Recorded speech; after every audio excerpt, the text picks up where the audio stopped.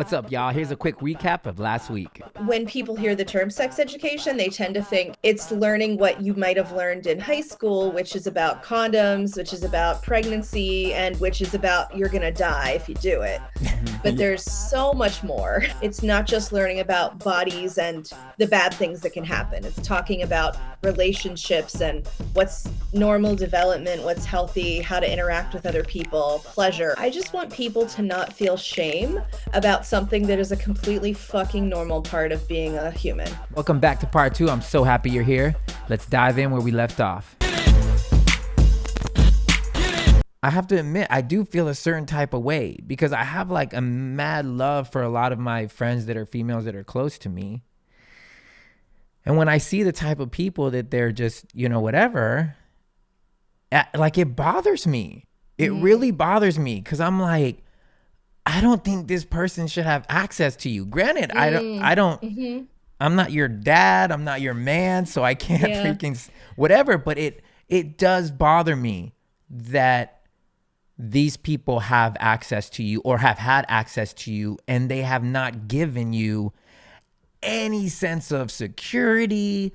There's no sense of like, I'm down for you. I'm here for you. Call me if you need me. There's nothing. There's absolutely nothing.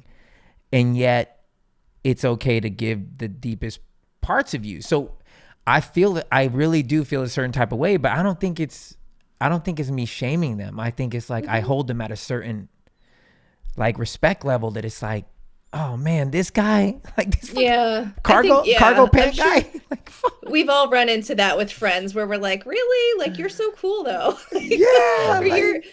But what I love about what you're saying is that you might have these thoughts in your head, but you would not shame your friends. And that is, I think, one of the biggest lessons for some people that were raised with so much shame around everything is like, yeah, you can have your opinions about who your friends are sleeping with, but you know the difference between having your opinion and then making everyone else conform to your exact belief system. Right.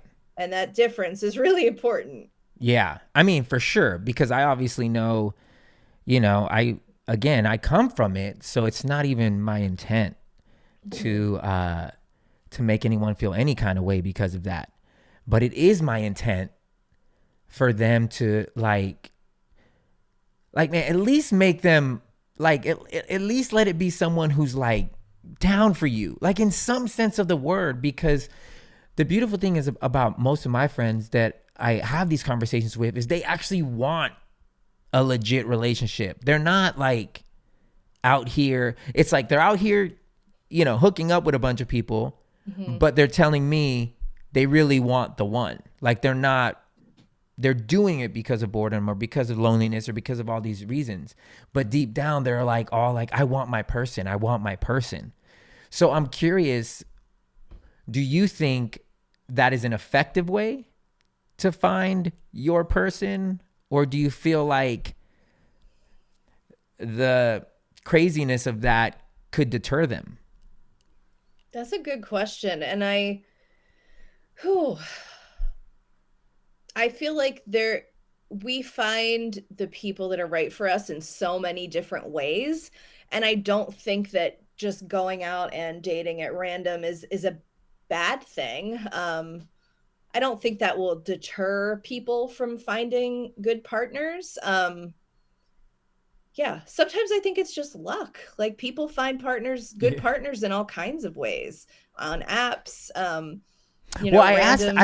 said that because a lot of the girls that I know, they get deflated because it's a constant like disappointment. So it's just like, fuck, another one, like another one. Yeah. In those situations, like if someone is feeling deflated over and over and over with dating, I would usually say like, why don't you just take some time off and not even think about finding a partner? Just think about what makes you happy in your life and do all of the things that make you happy and fulfilled. And chances are when you are not even thinking about it or feeling it, someone will come along for you. I know it sounds a little fairy tale-ish, but I do believe that just chasing after a mythical kind of like great partner is going to be super frustrating sometimes. And why not spend your energy making the life you have awesome? Mm-hmm. You know, putting that energy into your friendships. Yeah, that's good. Well, I looked up. I was like, so top questions about sex. So let me ask a couple of these for you. Sure. So these apparently, I don't know. You always wonder one of those blogs are like the most frequent questions about sex or whatever. So this one says, how do I make sure I orgasm during sex? So if someone asked you that, because most of our audience here actually on this podcast is female. Mm-hmm. So I think this is coming from that perspective. We're just going to for sure, because most dudes can. Yeah, they can just. Yeah, it's easy. Not the equipment isn't that difficult to figure out. Yeah. It's a microwave, baby. Just. Honestly, my answer to that question would be figure out how you do it yourself first. You have to be someone that knows how your body responds to certain kinds of touch. If you have not had an orgasm through masturbation, I would encourage you to become quite familiar with that practice. And then when you are with a partner, it is your responsibility to communicate to them what feels good and what kinds of stimulation you need. I think sometimes we get this idea that sex should not involve a lot of try this or move this way. Like it should all be silent and we should all just be intuiting. Like, I'm just going to guess and I'm just going to know. And that's absolutely not fucking true. It's no. You have to be, you can't just think this guy is going to give me an orgasm. So if we're talking about a woman having sex with a guy, you can't just be like, this guy's going to know what he's doing. Your body is different than every other person's body. So if you are the one that wants to have an orgasm, it also requires participation on your part to say like, you know, this feels better for me, or I'm more likely to have an orgasm if I'm on top, or I can only have an orgasm through, I mean, for anyone with a clitoris, it's direct clitoral stimulation for 20 minutes or more. So yeah, I would say you gotta take control of that orgasm. Yeah. You can't just there's so much pressure. There's so much pressure for a dude to try to figure it out. It's like, bruh, we don't know. I'm super, when I was out there in these streets, I'm super communicative. It's like, bruh, let's cut through the bullshit. You tell me what you like and I'm here for it. Like, I don't want to like fumble around for 15 minutes and in your mind, you're like, all right, let's get this shit over with. It's like, give me a soft toss. It hits you with a, I'm good. About speaking up, but it's so necessary. Yeah. Otherwise, it's like if you don't speak up, you're missing out on an opportunity, and you're just going to get frustrated, and you're going to be like, that guy didn't know what he was doing. And it's like, you also have to tell people. And you could do it in like a sexy way. It doesn't have to be freaking scientific. You know, it can be like simple things by noises or right there. Or, you know, in a certain way to where it's like, let the person know you're on the right track. Show you where I like to be touched, or let me take your hand and do the thing. All of that can be super hot. Like if done in a smooth, like, hey, I'm just trying to teach you and I'm just trying to learn, you know? Yeah. What's it? I would also, if a woman had that question, I would also tell her that there is no shame in assisting. So if you are having sex with a guy and it's difficult for you to have an orgasm, you can help. You can help yourself along. You can masturbate while he stimulates your body in other ways. Like there's no shame in doing that, because for a lot of people, it's not easy to reach an orgasm during sex with a partner. Yeah. The penetrative kind is way harder than the clitoral kind. Yeah, that's one I haven't, understood. Another question, you mentioned it earlier, like one of the things and helping is you understanding yourself, right? So masturbation. Yeah. This question is, how much is too much masturbation? Yeah. That's a great question. And it really truly depends on the person and why they're masturbating. If you are someone that is genuinely like, I have a high sex drive and I masturbate once or twice a day and it doesn't affect your life, it doesn't keep you from, doing your job or being present with your family, there is nothing wrong with masturbating more than once a day. But there are other folks who may be using that as a distraction or a compulsion. So there's no correct amount. There are people who also just don't feel very sexually motivated or don't feel a lot of spontaneous arousal or desire to masturbate, and for them that's fine. Like, you don't have to. Yeah. But when it comes to what is too much, I think the question is, does it affect your life negatively?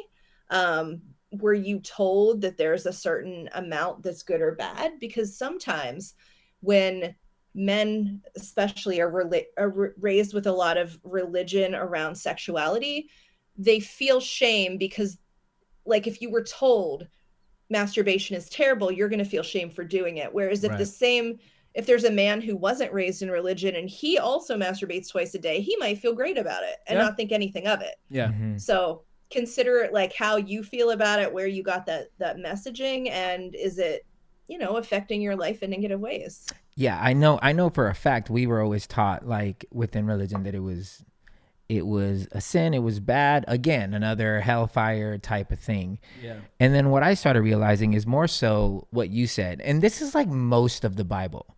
I think most of the Bible is practical and logical and less spiritual.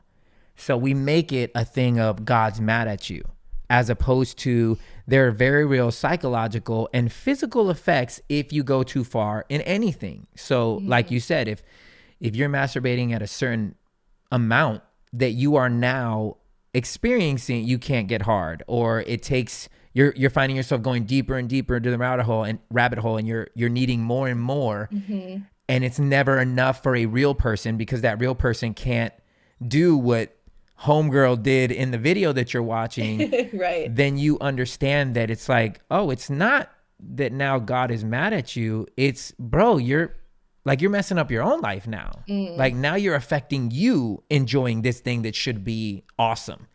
And God's more concerned with that. Like, yo, you are now downgrading your life. It's like, I'm going to be fine. I already paid for it. I did my deed. I love you.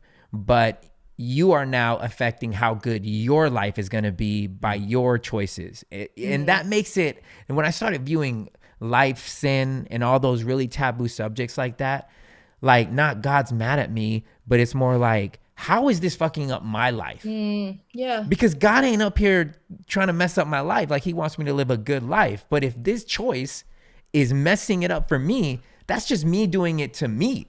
You know what I'm saying? Yeah. It's not like God's up there like, I'm so sad, I'm mad at you. Yeah, you did it again, Yeah, man. it's more like, I get it, man. It's hard out there. But, like, think of yourself.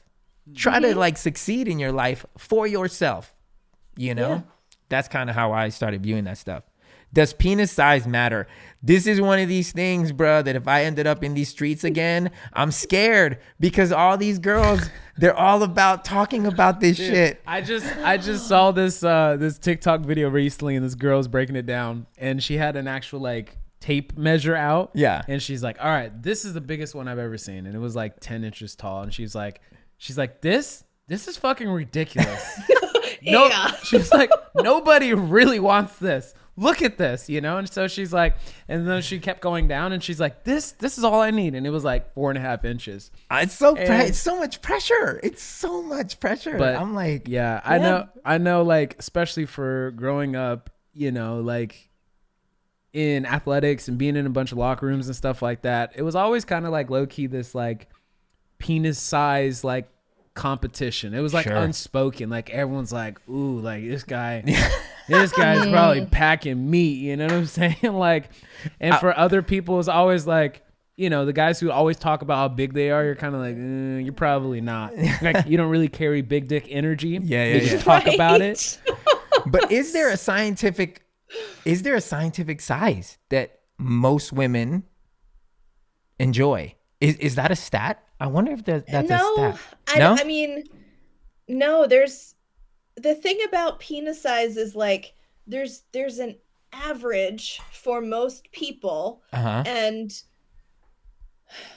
I think I completely understand why it's easy for men to get really insecure about this stuff, because, like you said, it's culturally everywhere. Yeah. It's a conversation that people have. It's a way that we body shame men, is by, like, being like, oh, he must have a little dick. Like, it's constantly in the cultural conversation. But I think when you speak to most women, or most, if we're talking about like straight women, they're going to be more interested not just in the size of penis, but like, are you a good in bed? And that is so much more than dick size. It's like, are you compassionate? Are you tender? Do you listen? Do you know like her anatomy? Are you going to be a giving lover? Are you going to be reciprocal? If like, those are the things that I think are so much more important. But I do understand like why penis size is such a big deal, because it's everywhere, the way we talk about it. I just read an article yesterday. It was like a really fascinating article in the Daily Beast. I can send it over to y'all if you want to read it, but it's about these like subreddits where men just try to stretch their penises by doing things like hanging weights from them. Wait, what? Or that's a thing? Dead ass serious. Yeah. Oh my gosh. There are that subreddits sounds dedicated to so stretching your penis, including like putting it in what's almost described as like a device that you sit in for up to like hours on end. So a lot of guys that work from home are like, yeah, when I'm working, I always got my dick in this thing. Nah. It's fascinating, but it's also like, what turns out to be the case is that some of the men that claim that they have stretched their penises, they're stretching their flaccid penises, but when they get an erection, the erection is never, the erection isn't bigger. Right. Yeah. So when it's flaccid, it might look longer, but when it's erect, it's going to be the same size it always was. Right. Interesting. But yeah, it sounds like in these forums, men will do these things. They will sometimes get injuries. They'll get bruising. They'll get these like calluses, but they're very, very, I mean, to me, it's body dysmorphia, just like, the way people starve themselves or do plastic surgery. It's like, it's another facet of that. Yeah. Karen says, do you make sure she finishes too? Yeah. I'm on that vibe. I always go into it. Girl has to get it first. I won't feel good unless she has it first. That's just it. Yeah. You know what I'm saying? I feel like I'm taking, which sometimes that is okay. Yeah. Question is, why does it hurt when I have sex? Oh, this is such a rough question, because this is a common thing for people raised with purity culture, with religious shame, is discomfort with penetration. For some people, it straight up hurts. For some people, they cannot even get a finger inside of them. There are people that have trouble with a tampon, and that can have to do with the tenseness and tightness of the pelvic floor. I don't know if this is, I don't think something that's discussed that often, but like, our pelvic areas have a whole system of like muscles in them. Right. And for some people, they are so exceedingly tight from anxiety, from stress, from tension, from fear, that it can mean that penetration is difficult to impossible. And if someone is having that problem, I would really recommend they talk to a doctor and insist that something is done. Because I've heard horror stories of people telling their doctor, what hurts when I have sex? And the doctor's like, oh, you just need to drink a glass of wine, which is really bad advice. For some people, it truly is a physical issue going on. Yeah, for sure.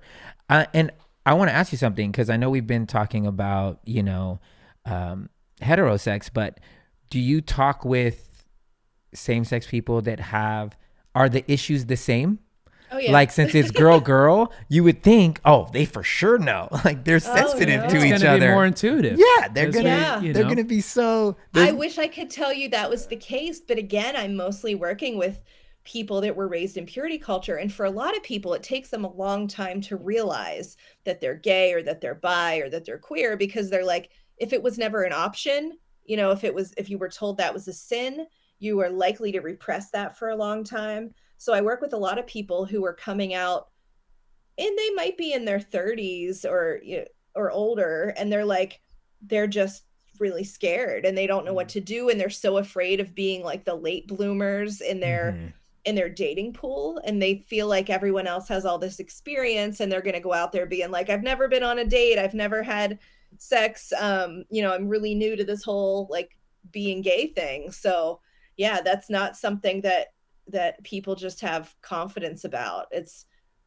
people are like, I just don't really even understand. Can you tell me exactly exactly how two women have sex? And I'm like, yeah, sure, there's lots of ways, but Yeah. here's a list. Like, pull out the list. On the opposite end, why does sex feel good? oh, well, if I was like an evolutionary biologist, I would say it feels good so that we will do it and so we will replicate the species and so that we will continue to populate the planet. That's like the big answer. Right. But otherwise, I mean, our genitals and our bodies have so many pleasurable nerve endings, and they mainly are concentrated in the genitals, the anus, and the breasts, but there are pleasurable nerve endings all over the body, and that is why sex feels good. And the endorphins, yeah. Is it endorphins or is it serotonin? What is it they call? There's probably like oxytocin. there's a ton of chemical reactions that occur too, right? Yeah, I mean that shit can make you feel drunk. Oh my gosh, it's like it's like it feels like a superpower. Yeah, no, for you know sure. that release of all of that, what you just said. It's like, oh my gosh, this is. I feel amazing. I'm trying to be a superhero. How long does sex last, or how long should it last? Yeah. How long should sex last? I mean, I guess that would be based on each person, but it really should. It's based on each person, on who's in the couple. I mean, I think our stereotype and our joke is that if we're talking about a straight couple, it's like, if you're lucky, maybe he'll give you some foreplay and then 2 minutes of thrusting. Jeez. And I know that sounds pretty sad, but there's not a standard answer, because there are people that'll be like, we had sex all night, and I'm just like, really? That sounds like tedious. That's like, very all hard. Night? Jeez, burning a lot of calories. Get that old school cardio in. I like, wish. do you not stop and like pee and get a snack? Like, oh man, I'm jealous because I've known I have a friend whose husband, and I know this because I knew them when they weren't when they were just boyfriend and girlfriend. And she told me, she's like, yeah, he's awesome because even after he comes, he doesn't get soft. I was like, what superhero power did this guy get to where he can just stay? Like, he just stays. And that's the thing I mean, young men are much more likely to be able to get one erection after the other, like without a period of the refractory period in between, where it's like, as men get older, you know, your bodies it takes him a while to go back into that cycle of sexual arousal. Yeah. So by the time a man's in his 60s, he might only be able to get one erection a day. Like, see, that's why I don't understand old men going after young girls. Bruh, if I ever end up, God forbid, I'm single again, I'm going up. Because I just want her to be like, son, as long as you bring me a sandwich, I am good. I don't have any sex expectations of you. I don't want to meet some 25-year-old who's like, why are you always tired? I'm like, bitch, I'm old. I can't hang. Go get a college boy. Oh, man. Shoot. Probably last question here is, can certain exercises really lead to better sex? Ooh, like Kegels? I guess that's probably what they're that's asking. a good question. Whenever you said certain exercises, I immediately was thinking like, it's really good for, you know, you get that like hip thrust when you like deadlift and do snatches and stuff. And then you can take that hip thrust. Yeah. And very, you know, use applicable. that in the bedroom. Yeah. So that's like that kind of exercise. But in terms of like things, Kegels are something that I think we have a lot of misinformation about. We think everyone should just be doing them all the time. But if you are a person that already has tightness in your pelvic area, that's not the exercise that you're going to want to be doing all the time. You'd want to do, which I'm learning now about, perineal massages. You know about those? Yeah. I'm not a pelvic floor expert by any means, but they're also, if a person has excessive tightness in the vaginal opening, some people will actually practice using dilators at home.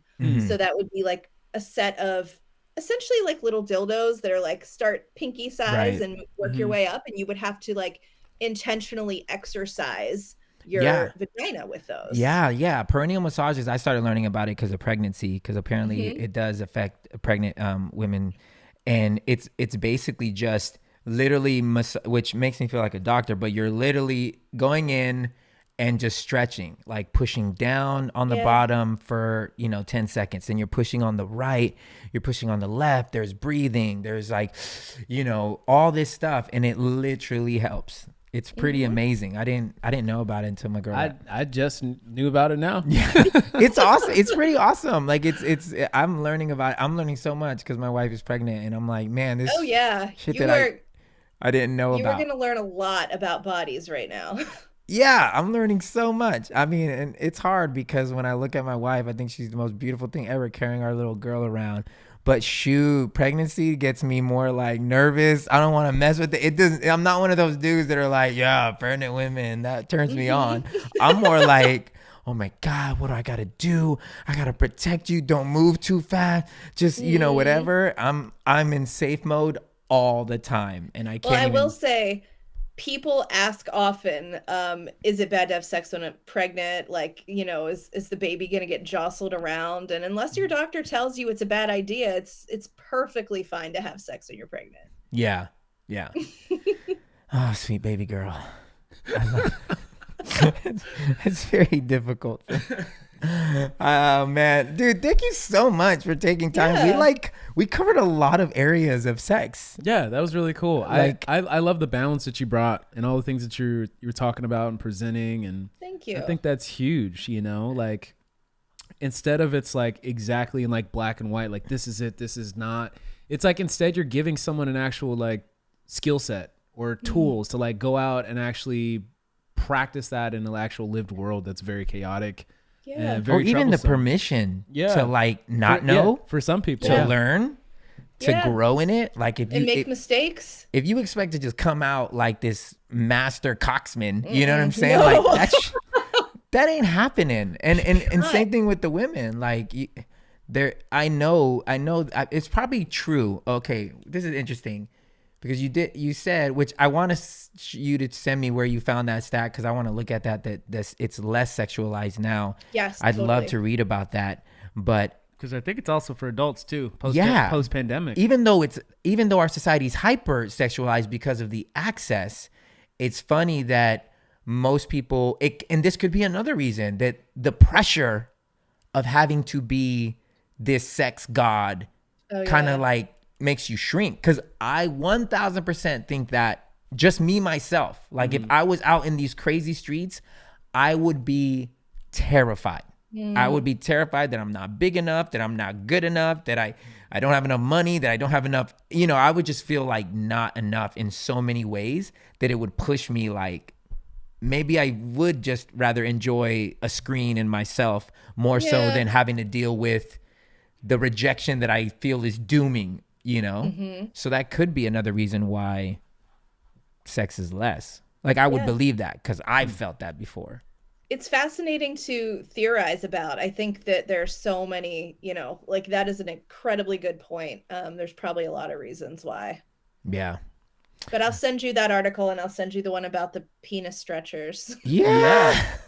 That's crazy. Like what I do see for a lot of like young people is I'll see they'll either talk to me about it or I'll see like videos or whatever, and it's like all these vitamins and supplements to help make your penis bigger, but they're natural. Like this gonna make you a beast in bed, dog. Like take this ashwagandha, When women talk about yoni steaming and putting like jade eggs in their vaginas, it's woo-woo bullshit. Yeah. And this making your penis grow with supplements is also, you're like, you got what you got, dog. Unless you're gonna go over here out, like I know there's some countries that will actually perform like a surgery on you, like unless you're willing to go and you could possibly like really ruin things for the rest of your life.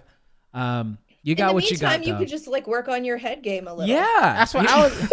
Work on that, or just work on your personality. Yeah. Women will not get with a fly guy if he's like super. I have a friend right now that's dating this dude that legitimately looks like a bear. Like I'm just like, what the and she's so pretty, but I can tell the dude is cool as hell. Like he has a cool personality. He's funny. He's nice. He's legit like a bear, hair everywhere. And she's just like, I don't know what it is about him. He's just so confident, so cool.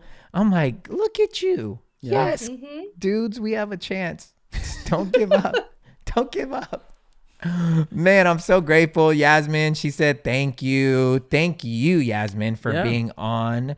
Thank you, Erica. Thanks for everybody who joined us. We appreciate it so much. And we're going to say bye. And like we always say, we pray you find a seat at the table. But if you don't, you are always welcome at ours. Cheers. Cheers.